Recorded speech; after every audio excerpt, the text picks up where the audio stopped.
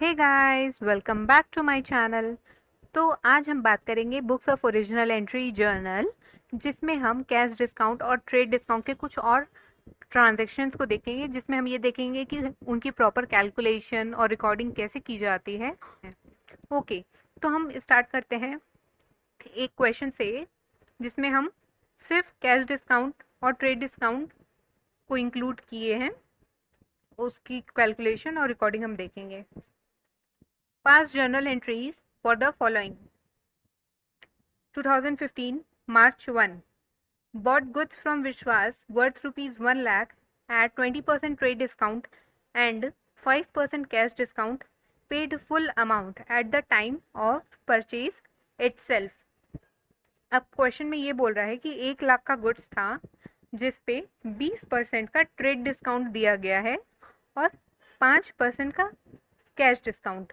अब trade discount का तो हमने पहले भी बात किया था कि उसको हम सिर्फ अमाउंट में से डिडक्ट कर देते हैं, उसको हम बुक्स ऑफ अकाउंट्स में नहीं दिखाते हैं।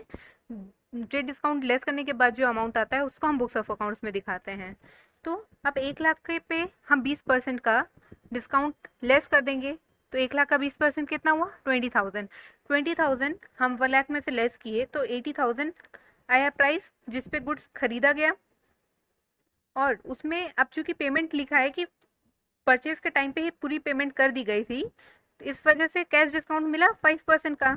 तो अब उस 80,000 पे 5% का कैश डिस्काउंट मिला, तो कितना डिस्काउंट मिला? 80,000 का 5%, वो हमारा 4,000। अब 4,000 जब हम 80,000 में से लेस करेंगे तो हमारा आएगा 76,000। ये 76,000 जो है वो कंपनी ने पे किया विश्वास को फॉर परचेजिंग गुड्स। ओके, तो ट्रांजैक्शन की जो एंट्री हुई वो क्या बनी? परचेजेस अकाउंट डेबिट, क्योंकि गुड्स परचेज किए गए हैं। तो purchases account debit to cash, cash का पेमेंट कितना हुआ है? 76,000 का। और डिस्काउंट कितना मिला? 4,000। तो टू डिस्काउंट रिसीव्ड, बिजनेस को डिस्काउंट रिसीव हुआ है इस केस में, तो टू डिस्काउंट रिसीव। और डिस्काउंट रिसीव का हमने बोला था कि बिजनेस के लिए इनकम है, तो इनकम को हम क्रेडिट कर देंगे, तो इसलिए हम डिस्काउंट रिसीव को क्रेडिट में दिखा दे रहे हैं। तो टू डिस्काउंट रिसीव्ड अकाउंट।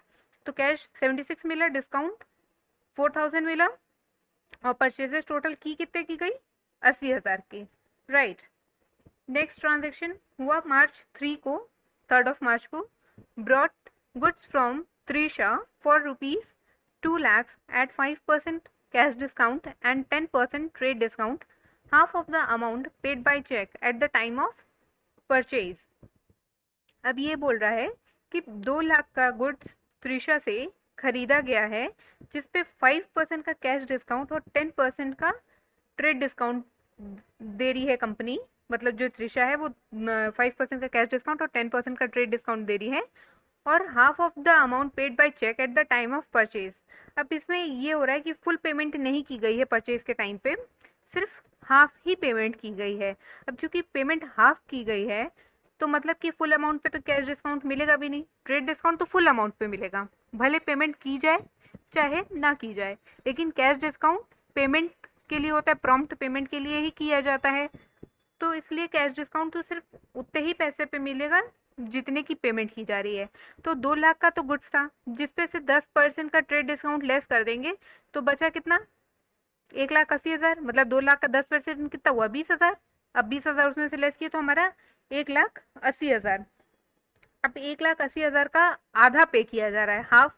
तो 1,80,000 का हाफ कितना हुआ? 90,000। 90,000 पे ही सिर्फ 5% का कैश डिस्काउंट मिलेगा, बचे हुए 90 पे नहीं मिलेगा, क्योंकि वो उस टाइम पेमेंट नहीं की गई। ओके, तो 90,000 का 5% कितना हुआ? 4,500। तो 90,000 माइनस 4,500 हम करेंगे तो हमारा बनेगा 85,500। ये 85,500 की पेमेंट जो है वो कंपनी त्रिशा को की, बाकी पेमेंट अभी पेंडिंग है। तो हम ट्रांजेक्शन को क्या रिकॉर्ड करेंगे? Purchases account debit. परचेजेस में तो हम पूरा 1,80,000 दिखाएंगे, क्योंकि इतने का तो हम परचेज किए हैं।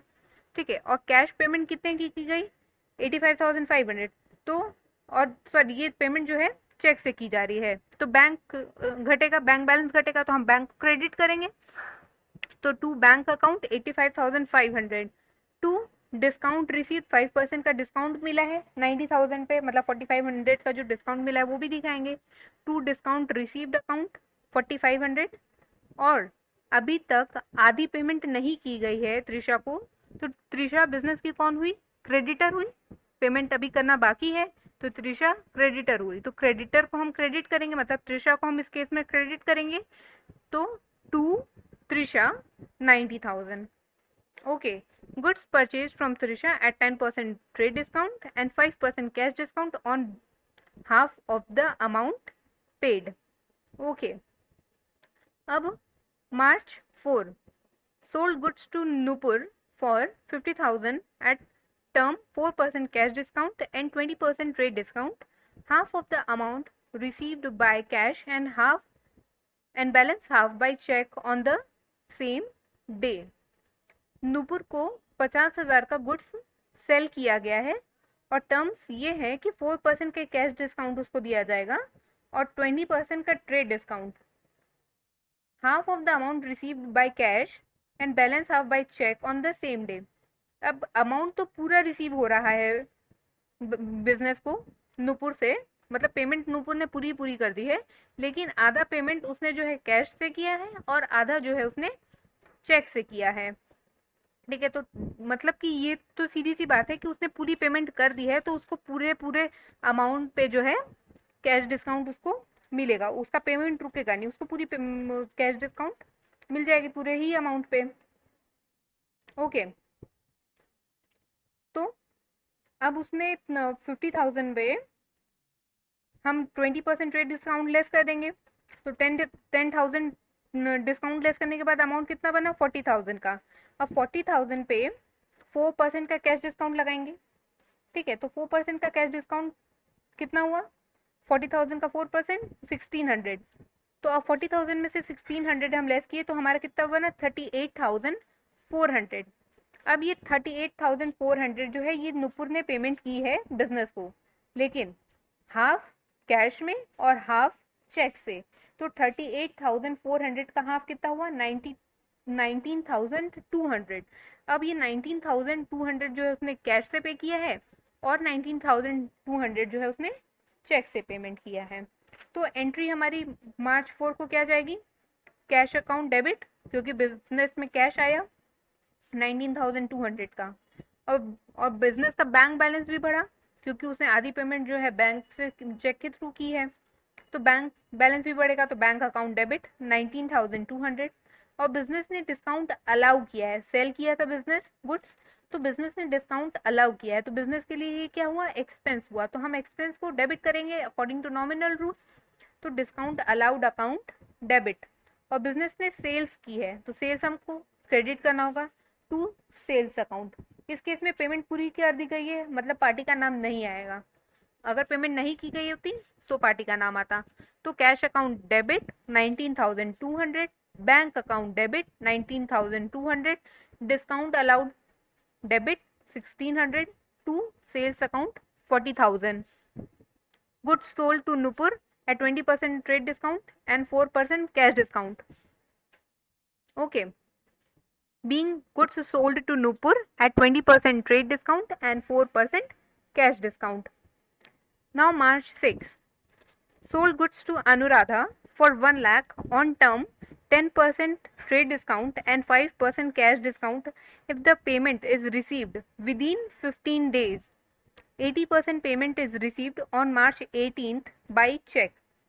अब यहाँ पे बोल क्या रहा है कि अनुराधा को 1 लाख का गुड्स सेल किया गया है और टर्म्स ये हैं कि 10% का ट्रेड डिस्काउंट दिया जाएगा और 5% का कैश डिस्काउंट, लेकिन ये कैश डिस्काउंट तभी दिया जाएगा जब अनुराधा 15 दिन के अंदर अंदर पेमेंट कर देती है, तब।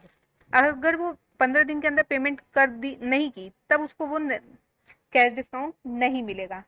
तो अब अनुराधा ने पेमेंट 18 मार्च को किया, 18 मार्च मतलब विद इन 15 डेज तो उसने कर दिया है, क्योंकि अगर मार्च 6 का ट्रांजैक्शन था तो अगर 6 मार्च से 15 दिन जोड़े जाए तो कितना तारीख बना? 21 मार्च, लेकिन उसने पेमेंट की 18 मार्च को, तो मतलब उसने विद इन 15 डेज तो पेमेंट कर दी है, लेकिन उसने पेमेंट सिर्फ 80% की है, मतलब कि जितना पेमेंट करना था उसका सिर्फ 80% ही उसने पेमेंट किया है 100% पेमेंट नहीं की है, उसको पेमेंट करनी कितनी थी, 1 लाख का 10% लेस करने के बाद जो अमाउंट आएगा वो, मतलब 1 लाख का 10% कितना हुआ, 10,000, मतलब कि 90,000 पेमेंट अनुराधा करती बिजनेस को, ठीक है। लेकिन उसने सिर्फ 80% पेमेंट की, तो 80% पे ही 5% का डिस्काउंट मिलेगा, तो 90,000 का 80% कितना हुआ, 72,000।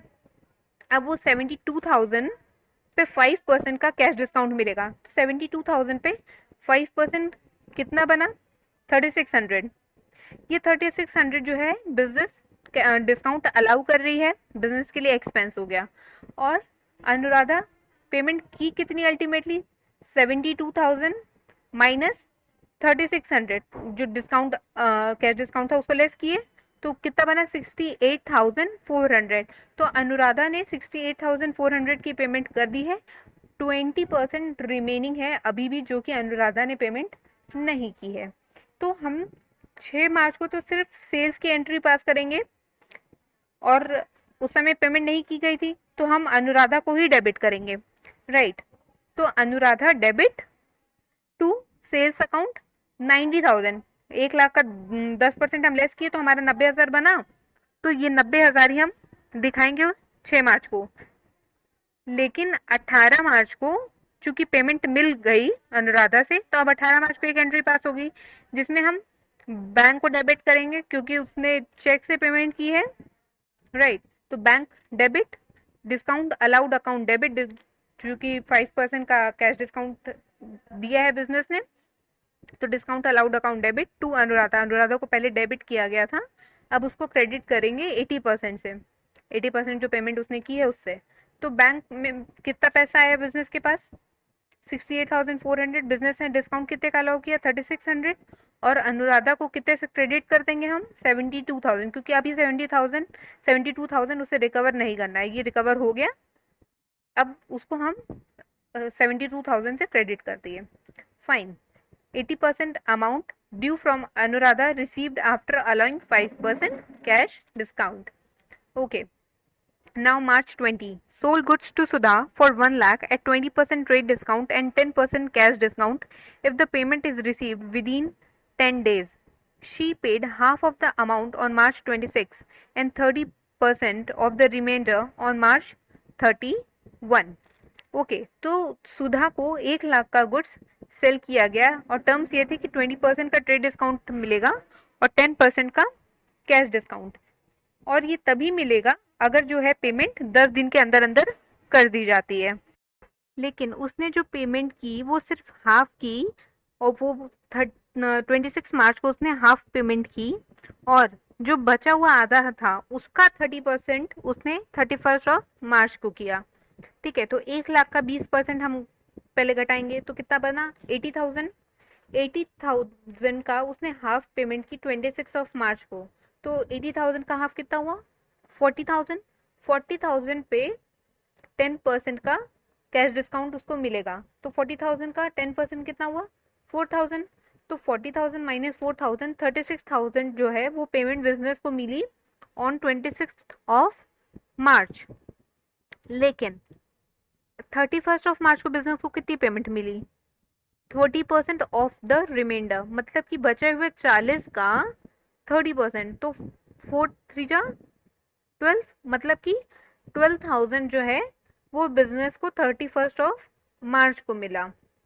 तो ये चूंकि 20 मार्च का ट्रांजेक्शन था और बिजनेस का ये टर्म्स था कि 10 दिन के अंदर अगर पेमेंट मिल जाएगी तब कैश डिस्काउंट मिलेगा, तो एक पेमेंट तो मिली थी 26 मार्च को, तो उस पर तो 10% का कैश डिस्काउंट मिला, लेकिन जो दूसरी पेमेंट मिली वो मिली 31 मार्च को, तो 10 दिन का टाइम निकल चुका था, तो वो जो 10 दिन का टाइम निकल गया था, तो इसलिए अब उस 30% ऑफ रिमाइंडर पे उसको कोई भी कैश डिस्काउंट नहीं मिलेगा।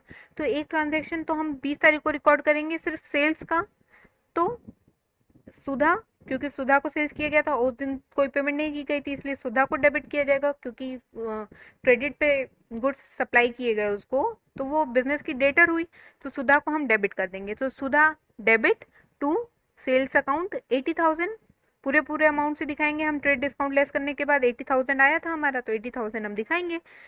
अब 26 मार्च को जो पेमेंट मिली उसकी एंट्री पास करेंगे। तो 26 मार्च को बिजनेस के पास कैश आया 36,000 का, तो कैश अकाउंट डेबिट। बिजनेस ने डिस्काउंट अलाउ किया 4,000 का, तो discount allowed account debit 4,000 to Sudha. Sudha को डेबिट किया गया था, अब उसको हम जो हाफ पेमेंट उससे मिल गई है उसलिए हम उसको क्रेडिट कर देंगे, तो उसको हम टू सुधा कर दिए। तो cash account debit, discount allowed account debit to Sudha 40,000 being half of the amount due from Sudha received after allowing 10% cash discount. अब 31st ऑफ मार्च को जो हमें पेमेंट मिली 30% ऑफ द रिमाइंडर उसकी एंट्री पास करेंगे। तो cash account debit to Sudha 12,000 मिला है, तो cash account debit 12,000 to Sudha 12,000 being receipt of the 30% of the remainder from Sudha of the amount of 40,000. Okay. So this is all for today. We will meet in next class. Till then, take care. Bye bye.